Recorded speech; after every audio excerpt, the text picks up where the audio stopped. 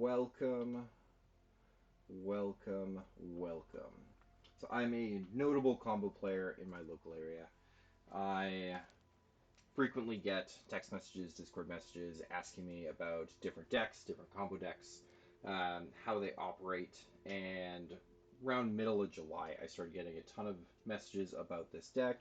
Fire Shoes tweets getting forwarded to me, etc., etc. Um, I have since picked this up on Arena after being frustrated with MTGO queue times. I have about 400 or 500 matches in on Arena, and I can attest to the power level of this deck and the fact that Crumbling Vestige is not a necessity.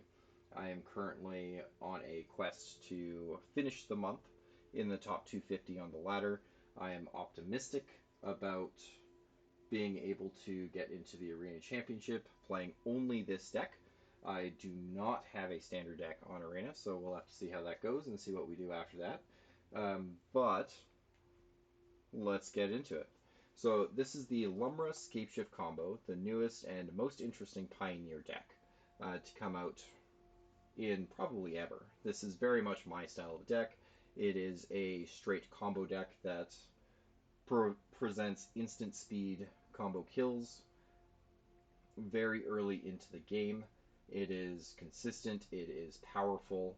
There is a very finite number of ways that it can be interacted with, and some forms of interaction do not work as well as the opponent would expect. So, our core combo here, what we're really going to be doing most of the time, is we're going to be partnering a Lumra, Belle of the Woods, Vigilance Reach, star equal to the number of lands we control. When it enters, we mill 4, and then we return all lands from our graveyard to the battlefield. We're going to be trying to pair this with a Spelunking or a Wandering Minstrel, which will cause all of our lands to enter the battlefield untapped. We come over here, we see a Lotus Field, enters the battlefield tapped, unless we have a Spelunking or Wandering Minstrel, and then it taps for 3 mana of any color that we choose, and as a bonus and upside in this deck, we get to then sacrifice 2 of our lands. So how does this work? We put the Lumber into play. We bring back a Lotus Field. Maybe we played the Lotus Field to spike 2 additional mana on the turn to get the Lumber into play in the first place. Lotus Field comes back. We float mana. We then sacrifice the Lotus Field and another land to the trigger to then do something else. Maybe what we're doing is we're activating a Port of Karfell. So we get a Lumra, we get a couple of Lotus Fields, we get a Port of Karfell, and then we're able to activate the Port of Karfell to mill 4 cards and return a creature from our graveyard to the battlefield tapped. If that creature is another Lumra, due to the legend rule, we'll have to pick one. One Lumra goes back to the graveyard. Lotus Fields and the Ports of Karfell come back. They bring back the Lumra that died, and we get to do the whole thing all over again. This will grant us infinite self-mill, infinite dies, infinite enter the battlefield triggers. We're able to generate infinite mana, and we can really win however we want. There's very little restriction into what we can actually do to win the game. The most common 3 are going to be Thassa's Oracle, Ipnu Rivulet, and Lush Oasis, which is the blue-green desert that pings. Lush Oasis, I think, is not feasible in an online forum, because if we accidentally get paired into Angels, I can't imagine doing 80 iterations with a Lush Oasis to deal 1 damage each time and not time out, especially on Arena. On Arena, you get very little time before your opponent has to be the active player. Ipnu Rivulet can be a challenge to deck your opponent out sometimes, but copying it with Echoing Deeps, you can actually get it done pretty quick. And then Thassa's Oracle. Thassa's Oracle is the cleanest answer in an online setting. There is some contention among folks who don't think that Thassa's Oracle is ever necessary, that it's never the correct choice, that you should always be going for the Lush Oases of the world. and just hiding the win condition in your land slot. There are several decks in the format where you are not the beatdown. You have no inclination to end the game. And if you're able to just sit back and chill while they continue to invest resources destroying and dismantling your idea until eventually you're able to, at instant speed, either double port to put a minstrel and a bear into play and kill them on their turn, or you're able to port in an Icetill Explorer and then Scapeshift to deck yourself out and then port back the Thassa's Oracle. There are a lot of plotting control decks that just want to vibe. And if you're able to play into that, you have the Thassa's Oracle in the deck, you have the inevitability. You're under no inclination to attempt to win the game.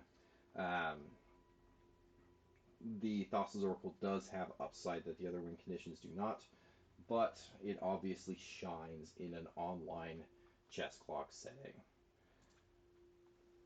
The notable inclusions that I have that might be less common, we're talking about Arboreal Grazer, we're talking about Icetill Explorer, and Aftermath Analyst. The most common replacement for Aftermath Analyst is Glimpse the Core. Glimpse the Core is a strong card, but there is so much pressure in the land slots that make this deck tick. The more tech lands you get to play, the more powerful your Scapeshifts are, the more powerful your Echoing Deeps are, your Aired Archways are, the more options you give yourself when you're trying to execute a line, the more potent that line can be. And if we are busy playing islands, forests, brokers' hideouts, lush oases, then we actually restrict some of our lines down the road. And playing Glimpse the Core, you have to play 4 forests with Glimpse the Core. It feels so bad to just draw your third forest on turn 2 or 3 and have your Glimpse do absolutely nothing for the entire game. It is a strong card. It really shines in the not ultra aggressive matchups like mono red, but the medium aggressive matchups like Angels, stuff like that. Glimpse the Core is very, very, very good there, but Aftermath Analyst also performs in those matchups. So I don't think that it is as critical to have a tool that goes up on lands as it is to have a tool that will often go up on lands, but also, especially after sideboarding, is able to take a lot of pressure off, encourage the opponent to interact with you instead of ending the game. More spooky cards that prolong the game rather than being in a spot where you're just trying to make your land package a little bit worse in order to make your game a tiny bit more consistent. Aftermath Analyst is also a consistency card that improves the range of keepable hands. I think it's an exceptionally strong choice, and particularly on Arena without Crumbling Vestige. We'll get into this a little bit more later, but your Nissa lines are a lot worse. And because your Nissa lines are worse, I like Aftermath Analyst a lot more here. Arboreal Grazer, we have very few ways without Crumbling Vestige to kill our opponent on turn 3. Grazer really helps with it. Trying to maximize your turn to untap effect. Spelunking's 3 mana. It means we want to ramp on turn 1 in order to do that. Grazer's the only way to do that in this format. My best of 1 list has 4 Arboreal Grazers in it because the arena metagame is quite aggressive, but if you sign up for best of 1, it is exceptionally aggressive.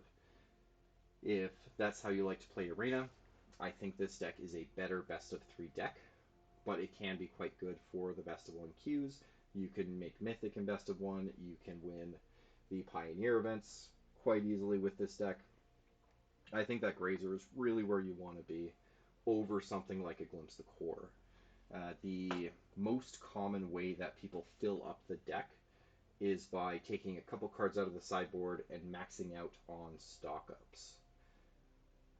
I don't think that, with the exception of having Scapeshift combined with an untap effect and a stock-up in your hand, that it's reasonable to expect to play a stock up and not immediately lose the game in about 30 to 50% of your matches.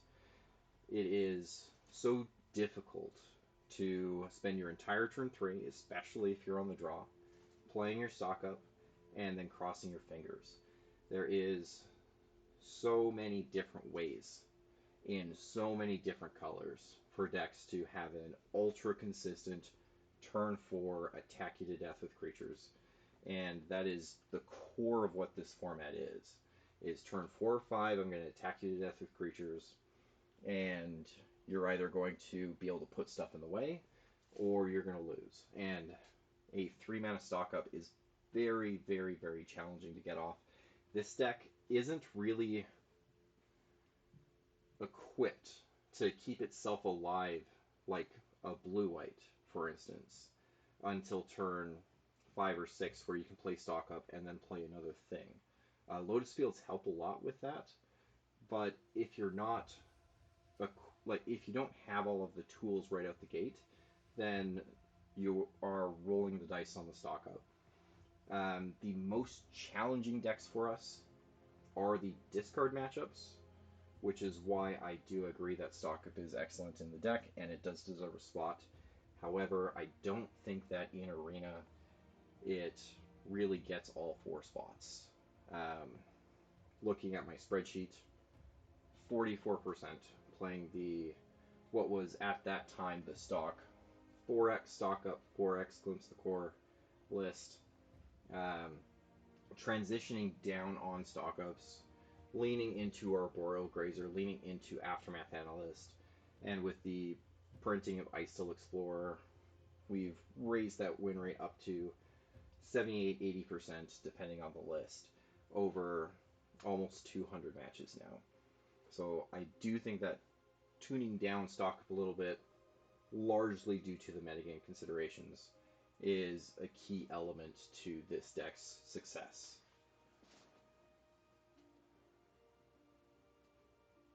Now, the most interesting card, I think, in my list is the Icetill Explorer.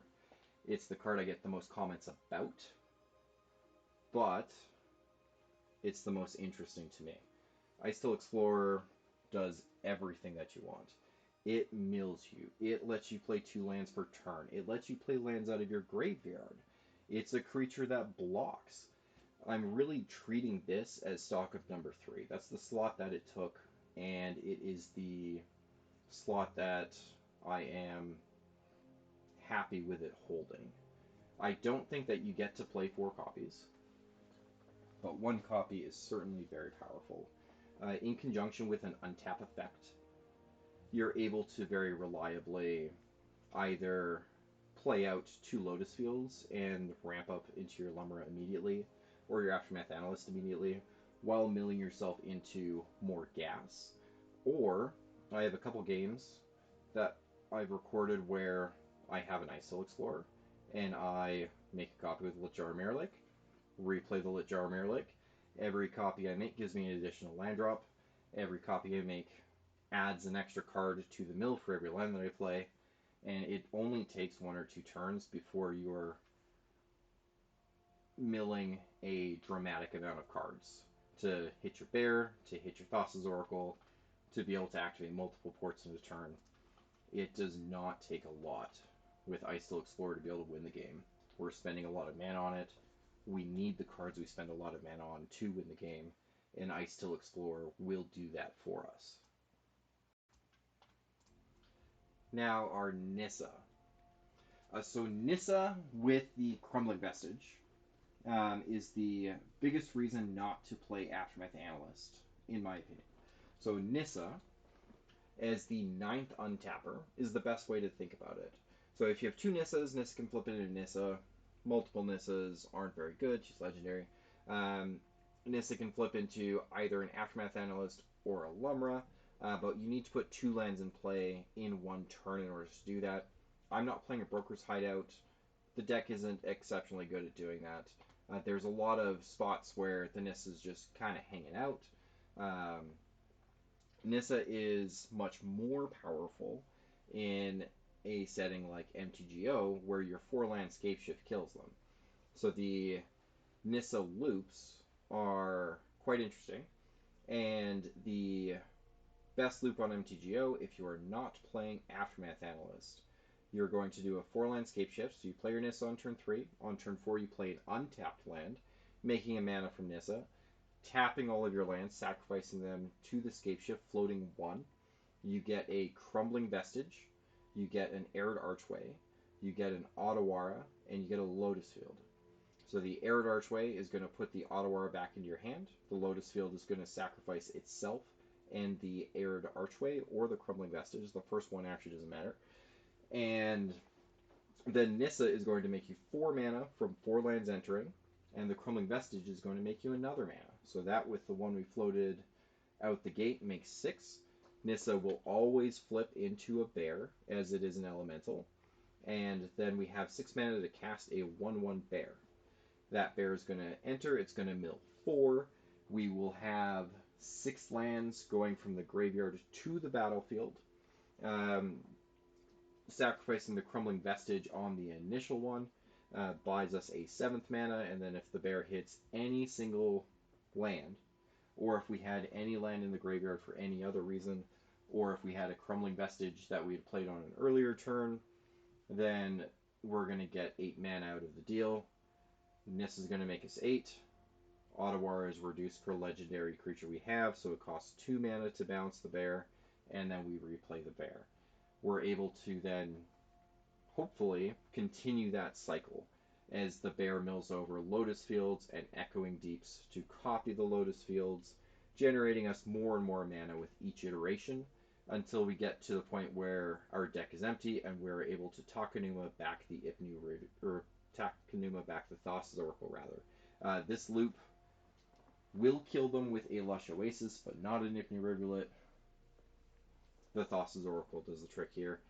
We can replace the Lumra with an Aftermath Analyst and a Takenuma. The problem there being that Aftermath Analyst only mills 3 when it enters instead of 4 like Lumra. Lumra is better for the application, and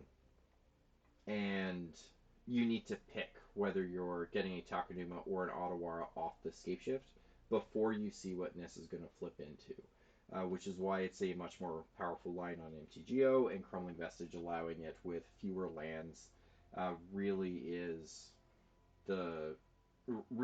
what does it, right? Nissa being able to continuously pump out threats still makes her very worth it. Nissa being able to generate mana and being able to offer us those loops with either Takenuma or Otawara in conjunction with our Arid Archway in order to be able to win the game without having one of our core 8 untappers in play. Nissa is also a very scary card for the opponent, and as many cards as we can that we can play and force interaction and prevent our opponent from winning the game by trying not to lose the game, the better for us. So Nissa really, really shines in the MTGO with Crumbling Vestige. Nissa's pretty good in Arena. Nissa's still worth it. I still very much like Nissa. The loops are something don't forget about if you're picking up this deck. Try to set yourself stops. Whenever you're doing any kind of loop, if you're trying to mill them with an Ipni Rivulet, always set an upkeep stop on the opponent. If you time out, you can just deck them in their upkeep, and then they'll still lose on their draw step. They just need to become the active player in order for Arena to reset your rope. But if you do pick up this deck and you see an opening, try to execute a Nissa loop. It's quite fun, and once you do it the first time, it makes a lot more sense after that. Scapeshift being the most powerful card in this deck, being able to tutor for 3, 4, 5, 6, 10 cards and put them directly into play, especially when our lands have abilities and are so powerful, is so crucial, and it's so scary for the opponent to play against.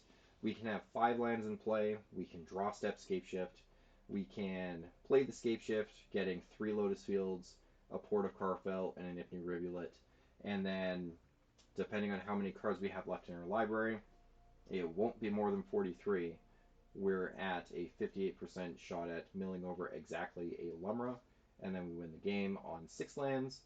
We can actually mill over an Aftermath Analyst as well, and that puts us up to an 80 or 90% chance, depending on how many cards are still in our library, to win the game on the spot with just a draw step Scapeshift. If we have more than one Scapeshift and no bear, we can dramatically increase those odds by getting Hedge Mazes, by getting Ipni Rivulets, and then using the second Scapeshift to get Echoing Deeps to copy those effects. We might be using 2 or 3 Ipni Rivulets before activating a port, milling us 12, 16, 20 cards, or we might just be doing a value Scapeshift for 5 Hedge Mazes and seeing what we can find off the top for next turn. Scapeshift is always very powerful. It is not often something that gets boarded down on, but I think that the red-black matchup is where you trim a little bit on it. It is the best thing that the deck does by quite a long shot. The standard pile is going to be 2 Lotus Fields, a Port of Carfell, and then any other lands. And then if you have an Aftermath Analyst or a Bear, then you'll be able to deck yourself out and win the game. The Aftermath Analyst, you'll probably want to get a 3rd Lotus Field if that's the way you're trying to go through it. Scapeshift also allows us to play through hate very efficiently. So if we have a bear in our hand, then we can play our Scapeshift. Let's say we have 4 lands and our opponent has a Rest in Peace in play. We can get 2 Lotus Fields, an Arid Archway, and a Boseiju.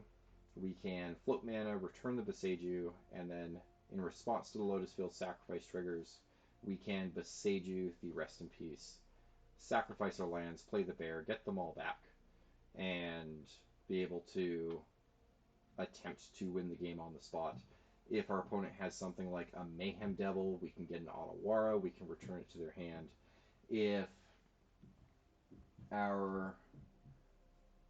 If we don't have an untap effect, we can get a Takenuma, and we can set ourselves up to try to win on the next turn by picking up a Wandering Minstrel or a Nissa, or maybe just trying to go a little more fair and picking up a Lumra to get through our deck a little bit quicker and present a threat.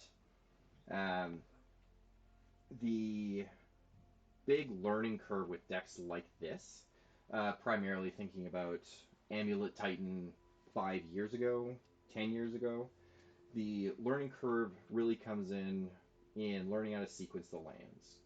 So we're going to decide which spell is the most important, what turn we want to play that spell, and then sequence our lands so that we have the most mana available on every given turn up until the point we're going to play that spell. If there is a land that we want to ensure we have invested for later, like a Sunken Citadel or a Port of Carfell, then we want to be able to make that investment early before it has a chance to complicate things for us later. Echoing Deeps tapping for colorless. If we are not copying anything in the graveyard, if we're going to need it later, we need to make sure we're investing our 1 land drop a turn in order to get this thing into play so that it can be good later. We need to determine what our game plan is going to be, what different options we're going to have, how things might change depending on what our opponent does and what we draw. And take a second, like when you're playing your land drops, just take a second and try to think about what's best. Think about the cave synergy with Spelunking. We have 4 caves in the deck. Is gaining the life even important in this matchup? Are we at risk of having our Spelunking Thought Seized, and then we won't have an untapped land in time to play the card that we want to play, right? Just take a second. It's important, and it'll make a huge difference in your overall win rate as we go. When we're pushing to win the game, depending on the deck we're playing against, depending on the board state and the situation, most of the time we are a combo deck. We are plan A. We're trying to do the thing where we are looking at what our opponent is doing to slow us down, what roadblocks they've set up, and figuring out how we can bulldoze them and go through. And that's because Lumra is not actually very good at winning the game by attacking. It will happen. A 25 power bear is pretty good at mauling the opponent if they don't block it. But most decks in this format can present a blocker every single turn for enough turns for you to deck yourself out. Every time they kill the Lumra and you need to activate a port to get it back, it costs you 8 cards out of your library. And the cost to trying to put the bear into play every single turn while they make a fish with their fountain port or whatever, and just trying to eke out a victory by attacking with the bear is not super feasible. There are too many cards in this format that present a steady stream of consistent blockers, and they will run you out of cards. If you have the Thassa's Oracle, you never need to worry about that. You just get yourself down to 0 cards, and then you slam it into play, and the opponent loses the game. There is not very good tools in the deck to force the Lumra through, but putting the opponent into the abyss by presenting a 20 power bear when you don't have an untap effect is very powerful. The Ipnu Rivulet, the key to the Ipnu Rivulet beyond the shift piles is it enables you the ability to sacrifice a desert, which means you can sacrifice your Arid Archway, which means that without an untap effect, if you are cycling some kind of recursion, whether it's an Aftermath Analyst, a Lumra, you're able to sacrifice your Arid Archways to renew your channel lands and be able to attack with a bear and Otawara one of their permanents every single turn, and just put them into a blender and try to run them out of stuff. This deck can be very, very interactive. It can play through a lot of interaction. The interaction that it has the most trouble dealing with is Thoughtseize.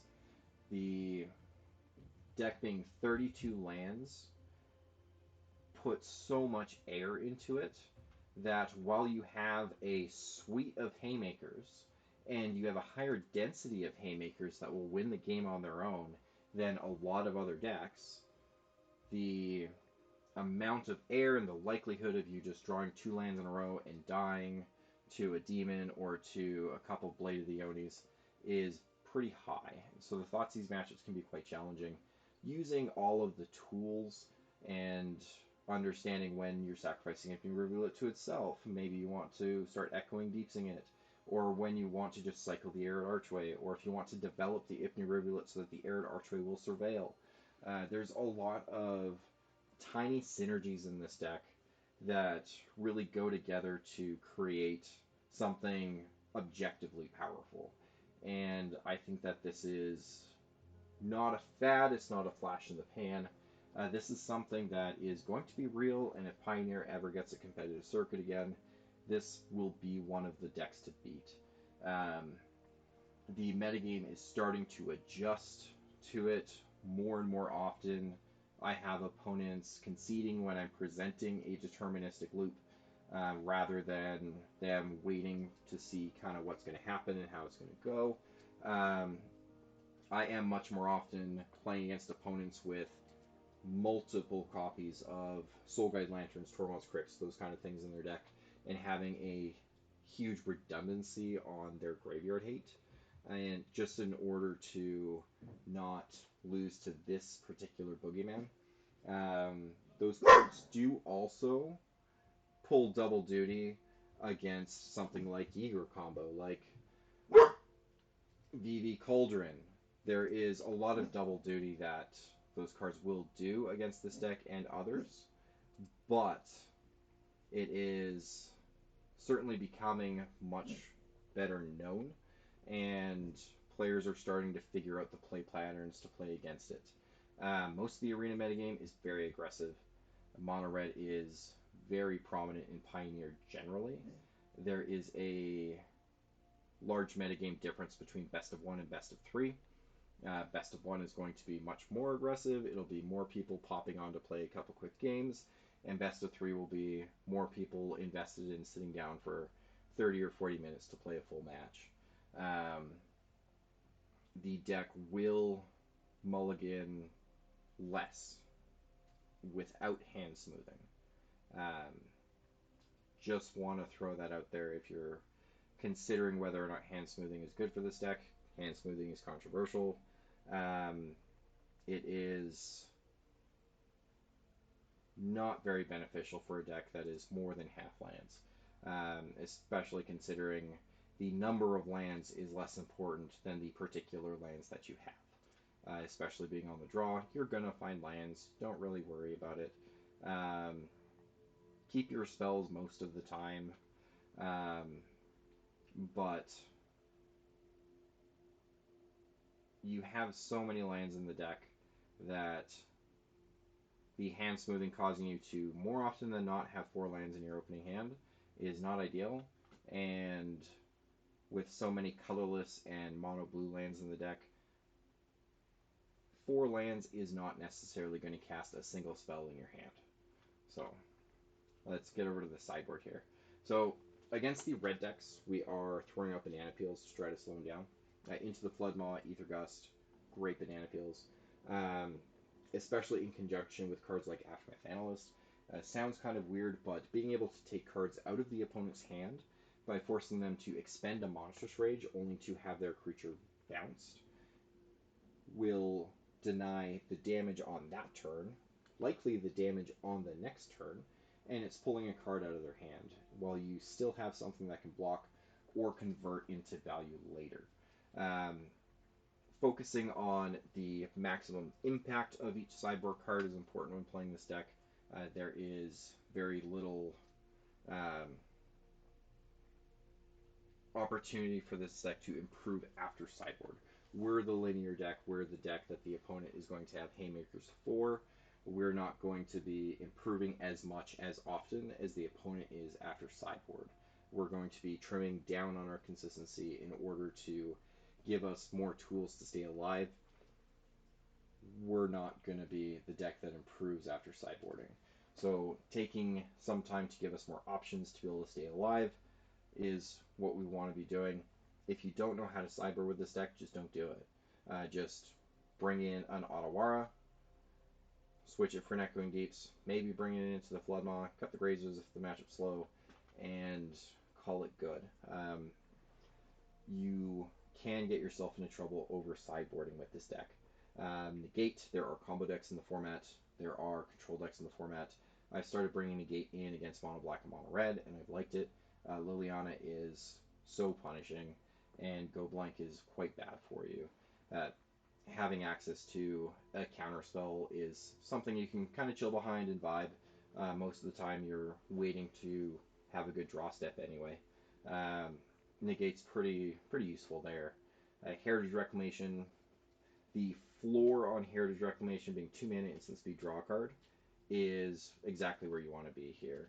Being able to have it operate as Graveyard Hate, taking the Arclight Phoenix, taking the boss out of Greasefang, being able to kill the Leyline of the Void or the Rest in Peace, being able to destroy the Agatha's Soul Cauldron because that's picking up a lot.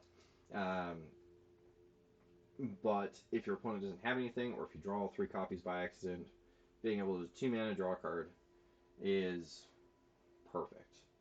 Tishana's Tiebinder, I'm warming up on Tiebinder. I really wasn't convinced initially. I started bringing it in more often, in more matchups. It really shines in the Planeswalker control decks.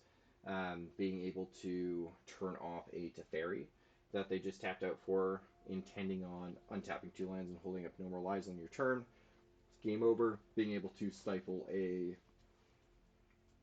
Hall of the Storm Giants activation that would have killed you, it's game over. Being able to stifle a Field of Ruin, it's game over. Turning off Liliana's is very good. Turning off Mutavaults is alright. There's a lot of powerful things that this is going to do, and it is a very nice addition to the post-sideboard games. Like I mentioned before, the channel lands allow you to play some pretty interactive games where you're operating entirely at instant speed. You're not really casting spells, but you're being sneakily disruptive and adding a lot to the cat and mouse combo mid-range atmosphere. Tishana's Tiebinder allowing you to sneak in ambush blockers, to ambush planeswalkers, to be able to stifle random triggers, turning off a Mayhem Devil is excellent. Like, if you turn off a Mayhem Devil or a Yigro, you're feeling great. Um, those things really add a lot of layers to what this deck is capable of after sideboard, and it gives you a ton of flexibility in how you want to approach the game and make it so that your opponent almost needs more context when they're trying to think about how they're going to sequence their stuff.